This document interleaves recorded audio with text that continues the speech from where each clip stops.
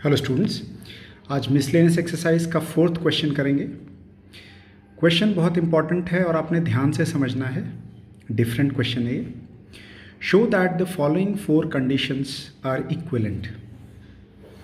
ये चारों जो दे रखी हैं आपको कंडीशंस, ये आपस में एक ही चीज़ कहती हैं। कहने का मतलब ये है A is a subset of B हो, या A minus B is equal to 5 हो, या A union B is equal to B हो, या A intersection B is equal to A हो, एक ही बात है।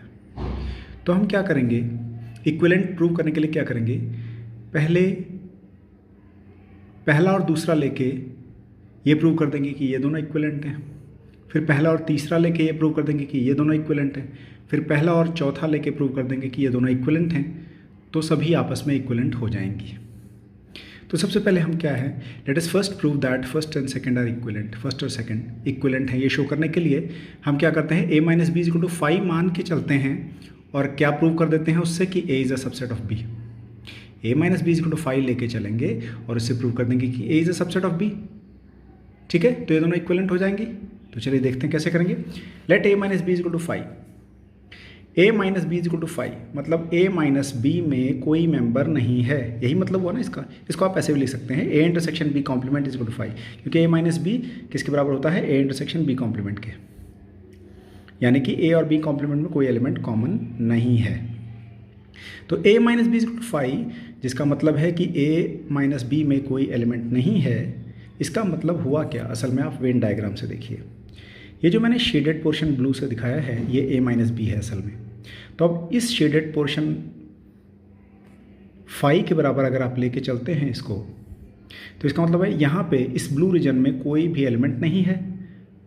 तो कहाँ पर हुए एलिमेंट, या तो यहाँ हुए बीच वाले में या यहाँ। यानी कि अगर x बिलोंग्स टू A कहें तो वो B में भी होगा। अगर x A का मेंबर है, क्योंकि या तो वो एलिमेंट यहाँ लाई करेगा या यहाँ लाई करेगा। तो x अगर A में है तो वो B में डेफिनेटली होगा। तो इसका मतलब A minus B is equal to 5 का मतलब क्या हुआ, every element of A is an element of B। क्या मतलब हुआ, every element of A is an element of B।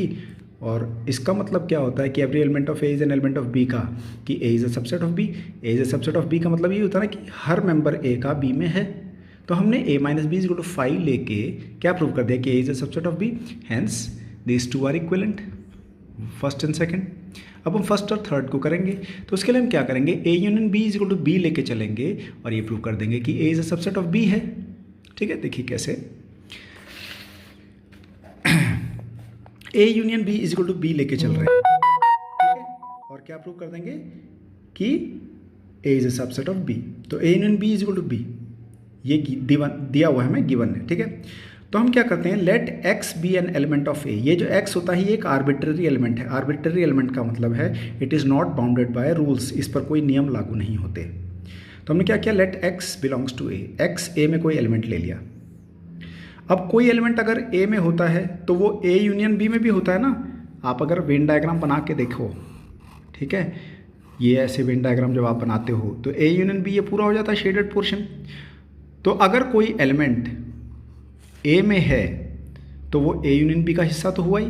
तो हमने x को क्या माना है, x बिलोंग्स टू A, तो x belongs to A union B भी होगा।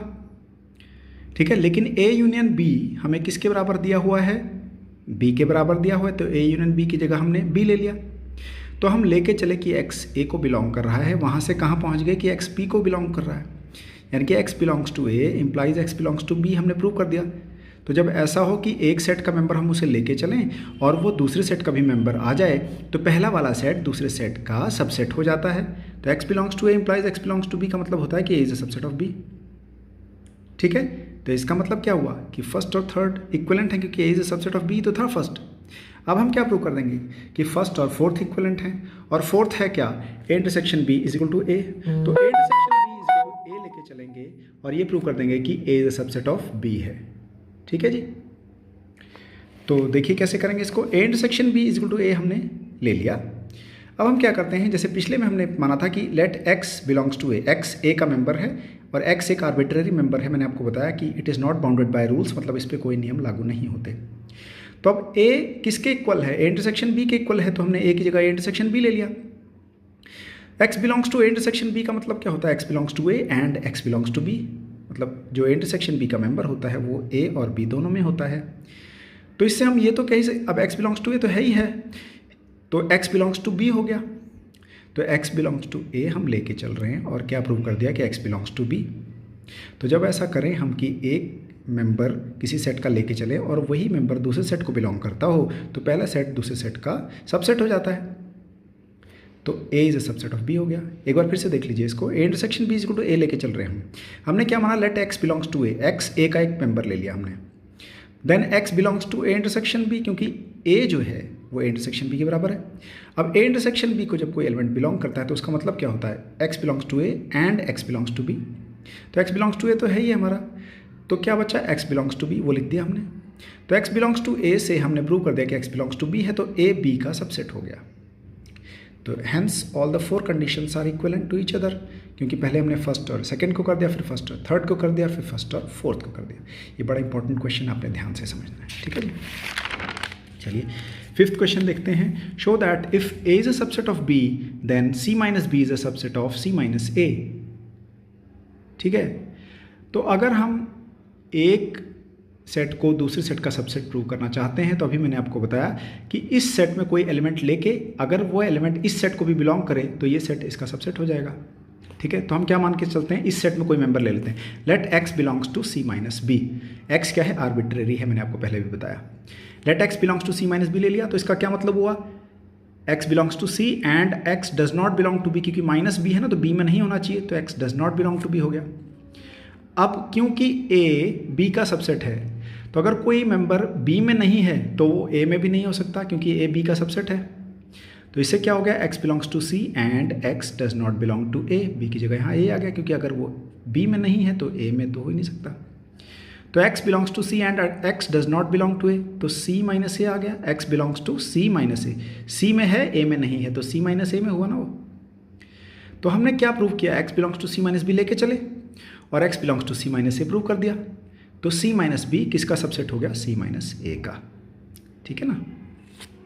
चलिए next question. Assume that power set of A is equal to power set of B. Show that A is equal to B. अगर दो sets के power set बराबर हों तो वो दोनों सेट्स भी बराबर होते हैं। ठीक है, ये प्रूव करना है हमें। तो पावर सेट क्या होता है? The set of all subsets. Subsets लिखिए और उसका एक सेट बना दीजिए तो वो पावर सेट हो जाता है। तो ये क्वेश्चन ध्यान से देखिए। हमने क्या माना? Let x belongs to A. X A का कोई मेंबर है। एक्स क्या है? एक आर्बिट्रेरी मेंबर है ए का। तो ध्यान से देखिए, अगर एक्स के ऊपर ऐसे सेट लगा दें तो ये ए का सबसेट होगा। एक्स ए का मेंबर है। देखिए मैं एग्जांपल देके बताता हूँ। एक सेट लिखा हमने 1 2। अब 1 ए को बिलोंग कर रहा है, लेकिन अगर 1 ऐसे ब्रैकेट्स के साथ लेंगे तो वो तो ए का सबसेट होगा ना। तो ये चीज़ लिखी है मैंने, let x belongs to A. तो ये विद ब्रेसेस लिखा आपने, तो X is a subset of A. अब अगर वो सबसेट का पार्ट है, ठीक है, सबसेट का अगर वो पार्ट है तो वो किसको बिलोंग करेगा? पावर सेट ऑफ ए को। यहाँ देखिए ये एक्स बिलोंग्स टू ए है, ये एक्स सबसेट ऑफ ए है। अगर कोई एलिमेंट सबसेट ऑफ ए है तो वो पावर सेट ऑफ ए का मेंबर होगा। बिलोंग्स टू आएगा यहाँ सबसेट ऑफ ए, यहाँ बिलोंग्स टू आएगा, क्योंकि पावर सेट क्या होता है? जो भी आपके सबसेट्स हैं उनका एक सेट। लेकिन power set of A power set of B के बराबर है, तो पी ए की जगह पी भी लिख दिया। तो x belongs to power set of B हो गया। तो यहाँ से उल्टा चलते जाइए, ठीक है, पावर सेट ऑफ बी हो गया। तो ऊपर जैसे X is a subset of A था, तो यहाँ X is a subset of B हो गया। तो अगर ये सबसेट ऑफ बी है तो ये बी को बिलोंग करेगा। तो हमने क्या प्रूव कर दिया? एक्स बिलोंग्स टू ए से क्या प्रूव कर दिया? X belongs to B. तो इसका मतलब A is a subset of B हो गया। ठीक है, इसका उल्टा भी प्रूव करना पड़ेगा क्योंकि दोनों सेट बराबर प्रूव करने हैं। अब हमने माना let x belongs to B. X अगर बी को बिलोंग कर रहा है तो ये बी का सबसेट हो जाएगा ब्रेसेस के साथ। बी का अगर सबसेट है तो वो पावर सेट ऑफ बी का मेंबर होगा। ठीक है, जैसे मैं आपको लिख के बताता हूँ, ये एग्जांपल दे के बताता हूँ कैसे लिखा है, ये सिंबल कैसे बदले हैं, ये देखिए आप ध्यान से, बड़े ध्यान से देखिए। ठीक है, जैसे बी ले लिया मैंने 1, सपोज छोटा सा सेट लिया है। ठीक है, तो बी के सबसेट क्या हो गए? एक तो नल सेट हो गया, ए के 1 हो गया, यानी कि सेट इटसेल्फ। तो पावर सेट ऑफ बी अगर लिखूँ मैं तो वो ये हो गया सेट के साथ पूरा। अब आप यहाँ से समझ लीजिए, ठीक है। यहाँ से देखिए x बिलोंग्स टू बी, जैसे 1 है, 1 बी का मेंबर था, ठीक है। उसके बाद 1 के ऊपर मैंने ऐसे ब्रैकेट लगाया तो वो बी का सबसेट हो गया। अब वही 1 पावर सेट का मेंबर है, बिलोंग्स टू है पावर सेट, ठीक है, ये है। लेकिन अब पी बी किसके बराबर था? पी ए के बराबर था, तो मैंने पी बी की जगह पी ए लिख दिया। तो उससे क्या हो गया, वो ए का भी सबसेट होगा, क्योंकि पी ए को बिलोंग करा तो ए का सबसेट होगा। और अगर ये ब्रेसेस हटा दें तो वो ए को बिलोंग करेगा। ये पावर, ये सबसेट था और ये बिलोंग्स। तो एक्स बिलोंग्स टू बी लेके चले और उससे क्या प्रूव कर दिया, एक्स बिलोंग्स टू ए। तो B is a subset of A. पहले हमने प्रूव किया A is a subset of B, फिर हमने प्रूव किया B is a subset of A. From 1 and 2 we can say that A is equal to B. दोनों sets क्या हो गए, इक्वल हो गए, ठीक है जी। तो ये आपका कौन सा क्वेश्चन था, 6th क्वेश्चन था। आइए अब 7th क्वेश्चन देख लेते हैं। Is it true that for any two sets A and B power set of A union power set of B is equal to power set of A union B. यहाँ power set of A union B है और यहाँ power set of A और union power set of B है। Justify करना है तो हम एग्जाम्पल लेते हैं। पहले ए ले लिया, छोटा सा सेट ले रहा हूँ, ए ले लिया 2, बी ले लिया 3, तो ए यूनियन बी लिखा तो 2 3 आ गया। अब ए के पहले सबसेट लिखते हैं। ए में एक एलिमेंट है तो इसके 2 सबसेट्स होंगे, 2⁻1 यानी कि 2 सबसेट्स होंगे। क्या क्या होंगे, एक तो नल सेट हो गया, एक ए सेट इटसेल्फ, तो ए के सबसेट्स हो गए। अब पावर सेट ऑफ ए लिखना है तो इनके ऊपर सेट लगा दो तो पावर सेट ऑफ ए हो गया। ऐसे ही बी के पावर सेट लिख लिया, ये आ गया। अब power set of A union power set of B, इन दोनों का यूनियन निकाल लिया, वो आ गया 5 2 और 3। ये तो इक्वेशन 1 मान लीजिए। अब ए यूनियन बी है, इसके पहले सबसेट लिखते हैं, वो हो जाएगा 2 हो जाएगा, 3 हो जाएगा, 5 हो जाएगा और 2 3 हो जाएगा। फिर power set of A union B लिख लेंगे। Power set of A union B आ गया 5 2 3 2 3। इसको सेकंड मान लेते हैं। तो पहले और दूसरे से देखिए, क्या ये जो power set of A union B आया है, ये power set of A union power set of B के बराबर है? नहीं है। 2 3 इसमें मिसिंग है, अलग से जो ये वाला एलिमेंट मिसिंग है। तो इसका हम कह सकते हैं कि power set of A union B is not equal to power set of A union power set of B. So students, आज की वीडियो में इतना ही। अगली वीडियो तक प्रैक्टिस करते रहिए। All the best.